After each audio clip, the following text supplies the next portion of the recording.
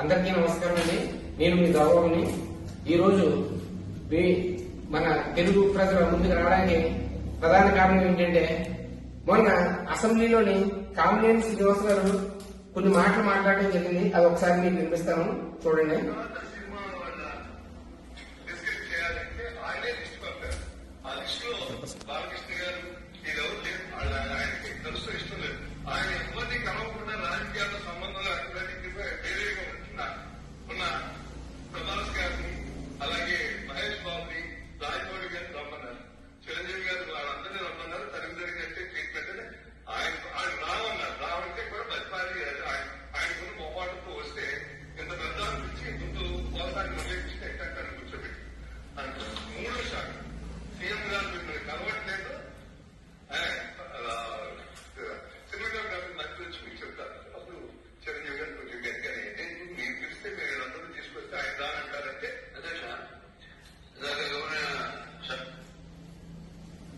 ఈ రకంగా కామినేని శ్రీనివాస గారు చెప్పడం జరిగింది.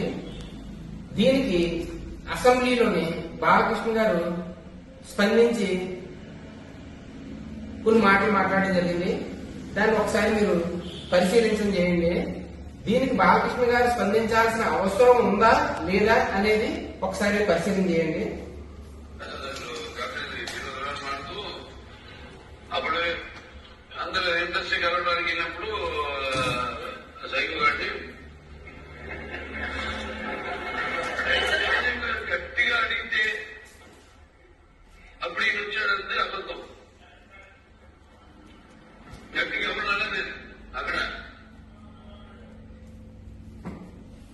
ఇతను ఆ సందర్భంలో అక్కడ ఉన్నారా? అతను చూశారా? అతను విన్నారా? ఏదీ లేదు. కానీ గట్టిగా ఎవరు అడగలేదు. అది ఇతని ఏం ఆధారం చేసుకొని చెప్తున్నారు? కేవలం చిరంజీవి గారి గురించి అతను ఆ రకంగా చెప్పడం అనేది ఇతనికి జీర్ణం అవ్వలేదు ఆ పదం. అందువల్ల ఆ రకంగా మాట్లాడడం జరిగింది. తర్వాత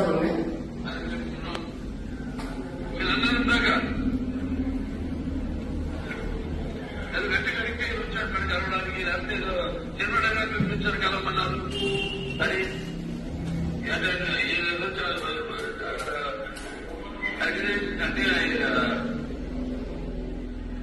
మిగతాను ఓకే, ఆ మనుషులు ఆయన ఓకే, ఆయన గట్టిగా చెప్తే అవమానించడం అంతా ఓకే అని చెప్తున్నారు. అంటే అవమానించడం అనేది ఇతనికి చాలా ఆనందాన్ని ఇచ్చింది కాబట్టి దాన్ని ఓకే అట. కానీ గట్టిగా అడిగారు అనేది మాత్రం లేదట. మరి ఇతను దగ్గర ఉండి చూసినటువంటి వ్యక్తి అయితే చెప్తే జనాలు అందరూ అంగీకరిస్తారు. ఆ సందర్భంలో ఇతను లేదు, కానీ అక్కడే ప్రత్యక్షంగా ఉన్నట్టు ఇతను మాట్లాడటం జరుగుతుంది. తర్వాత చూడండి.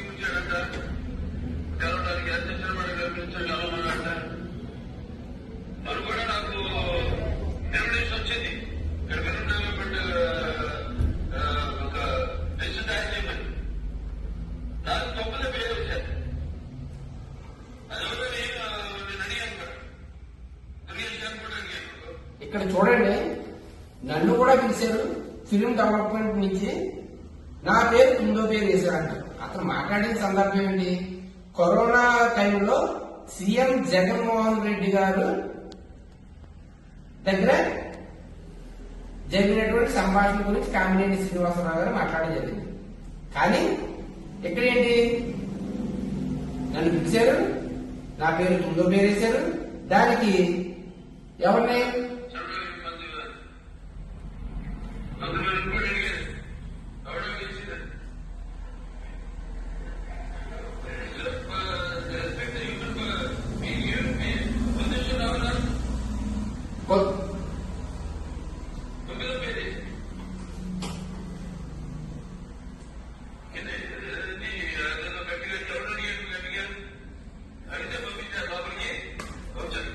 ఎవడు అడిగాడు గట్టిగా అని మాట్లాడడం జరుగుతుంది. ఎవడు అని అంటే గౌరవం లేకుండా చిరంజీవి గారిని ఇతను సంభాషించినటువంటి తీరు, అసెంబ్లీలో ఇతను మాట్లాడినటువంటి మాటలు, అతని యొక్క బాడీ లాంగ్వేజ్ ప్రజలందరూ ఒకసారి గమనించండి.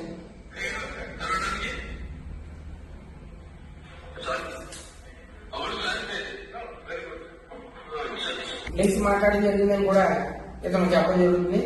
దీనికి సభాపతి గారు రఘురామకృష్ణరాజు గారు కూడా వెరీ గుడ్ అని చెప్పడం జరిగింది.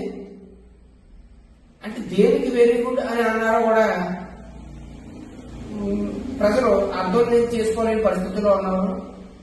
మాట్లాడిన వాళ్ళు అసలు వాళ్ళు ఏ పరిస్థితుల్లో ఉన్నారా తెలియట్లేదు.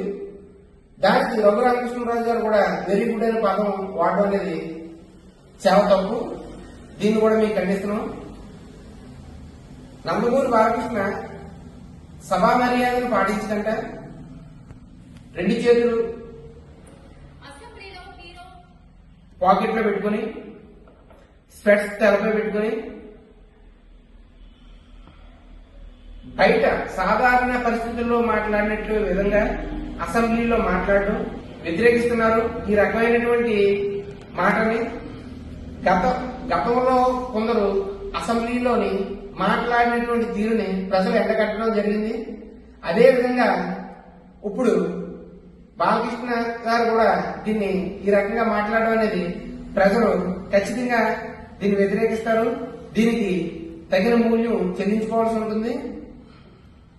ఆ రోజు జరిగిన దానికి మెగా అభిమానులు అందరి తరఫున కూడా బాలకృష్ణ గారి నుంచి క్షమాపణలు అనేది పోవడం జరుగుతుంది. ఇటువంటి మళ్ళీ రిపీట్ అవ్వకుండా ఉండాలని కూడా మేము హెచ్చరించడం జరుగుతుంది. ఈ రకమైనటువంటి భావన సరికాదు. మీరు మీ తీరును మార్చుకోండి. మీ పేరు 9వ పేరా 10వ పేరా అనేది మీ స్థాయిని బట్టి నిర్ణయించడం జరుగుతుంది. అంతేగాని నాకు నెంబర్ 1 స్థానం కావాలి, నెంబర్ 2 స్థానం కావాలంటే అవ్వదు. క్రికెట్ మ్యాచ్ ఉంటుంది. క్రికెట్ మ్యాచ్ లో ఓపెనర్ కింద ఎవరు పంపిస్తారో, ఎవరైతే బాగా ఆడతారో, ఎవరైతే ఎక్కువ రన్స్ తక్కువ బాల్స్ లో కొట్టగలరు అటువంటి ప్లేయర్ ని మొదటి స్థానంలో పంపిస్తారు. అదేవిధంగా బ్యాటింగ్ రాని వాళ్ళని చివరి స్థానంలో పంపించడం జరుగుతుంది. మెగాస్టార్ చిరంజీవి గారిని ఇన్స్పిరేషన్ గా తీసుకుని చాలా మంది స్టార్స్ ఈరోజు రవితేజ గారు, అదేవిధంగా నిఖిల్, శర్వానంద్, నితిన్, ఇటువంటి స్టార్స్ అందరూ కూడా ఆడియో ఫంక్షన్ లో మేము చిరంజీవి గారిని ఆదర్శంగా తీసుకున్నాం, అతని ఇన్స్పిరేషన్ తోనే మేము సినిమాల్లోకి వచ్చాం అని చెప్పడం జరిగింది. ఇది ఎవరో కోరుతూ చెప్పరు. దీన్ని కూడా మీరు ఆలోచించాలి. ఏ రోజు కూడా నాకు తెలిసి బాలకృష్ణ గారిని ఇన్స్పిరేషన్ గా తీసుకొని నేను సినిమాల్లోకి వచ్చానని ఏ హీరో కూడా చెప్పడం జరగలేదు. దీన్ని లీడ్ చేశారు అనే దాని గురించి కూడా సినీ ఇండస్ట్రీ మొత్తం ఆ రోజు చిరంజీవి గారు మాట్లాడడం వల్ల సినిమా టికెట్లు పెరగడం, రేట్లు పెరగడం అనేది జరిగింది. ఇండస్ట్రీ మొత్తం చెప్పింది. మీరు ఒక్కరు ఒప్పుకున్నా ఒప్పుకోకపోయినా అది పెద్ద విషయం కాదు.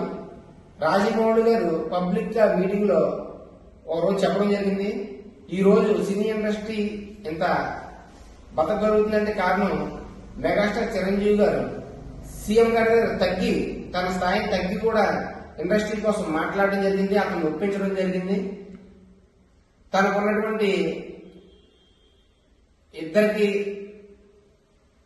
ఒక గౌరవభావం, చిరంజీవి గారి మీద ఉన్నటువంటి అతను గౌరవభావం మీద ఒప్పుకోవడం జరిగింది.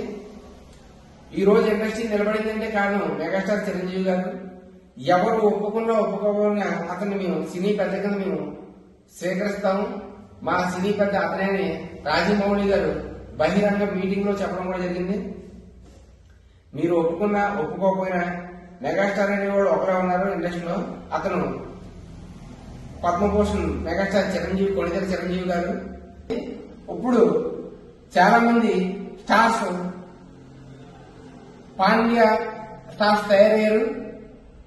దాంతో మీ స్థాయి 9వ నెంబర్లో ఉంది కాబట్టి 9వ స్థానంలో మీ స్థాయిని నిర్ణయించడం జరిగింది. అంతే తప్ప ఇంకొకటి ఏం కాదు.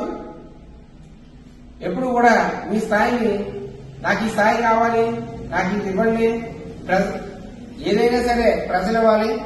మిమ్మల్ని ఎమ్మెల్యే చేయాలంటే ప్రజలు చేయాలి, మిమ్మల్ని మినిస్టర్ చేయాలంటే ప్రజలు చేయాలి. ఎవరైనా ఎవరికి ఏ పదవి కట్టబెట్టాలని ప్రజలు నిర్ణయిస్తారు.